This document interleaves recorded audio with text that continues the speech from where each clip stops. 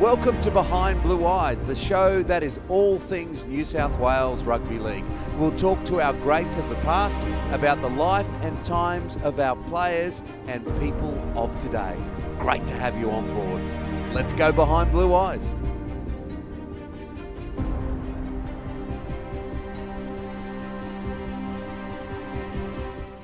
Hello and welcome back to Behind Blue Eyes. This week we are joined by the great Paul Sironen, and what a week to have him on board off the back of a famous Tigers victory. The man who got it done for the Tigers was Jackson Hastings. He's obviously come through the New South Wales pathways there and now he's back in the NRL. What did you make of that?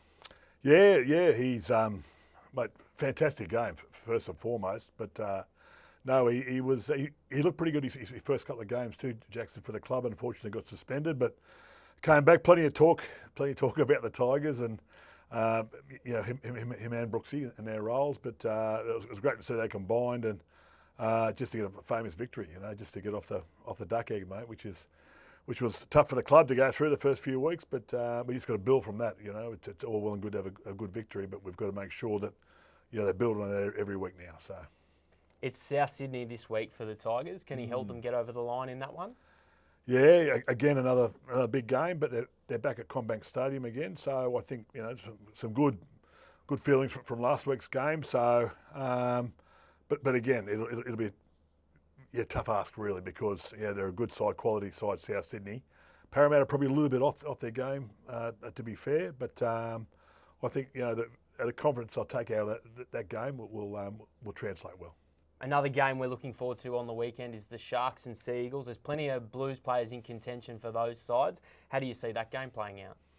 Yeah, battle of the beaches. With the Sharks look really good against Melbourne and Patches, as did Manly in the first half against the Titans. So, there's some guys would be on Freddie's radar from both sides.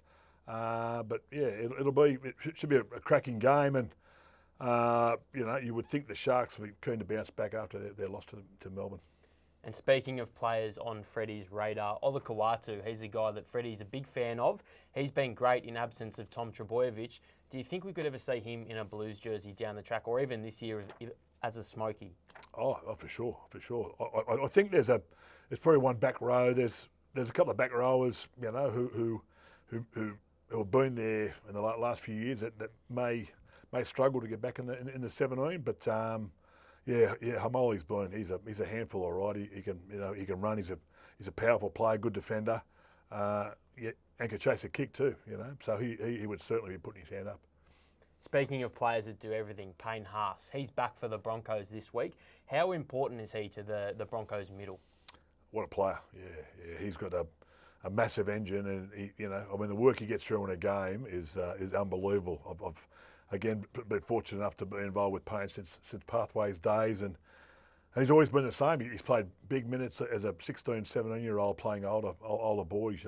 He's always held his own, and he's doing that now as he's one of the premier front rowers in our game. In the toughest position on the field, he's one of the standouts. It's hard to remember a player like Payne Haas. Can you think of anyone that you played with or against in your day that he reminds you of? I guess the first guy who comes to mind is Glenn Lazarus, just because Lazar's work rate and his ability to find his front, get up, play the ball. And when you were fatigued in a game, you turn around, you see big Lazar coming off the line again and just having another carry. But mate had a wonderful motor, and again, a little bit like Payne. A game every rugby league fan looks forward to is the ANZAC Day clash between the Roosters and the Dragons. What does that round mean to you as an ex-player? I only played a couple of games on ANZAC Day, but look, it's such a special day for our nation, where we recognise, all the true heroes from the yesteryears.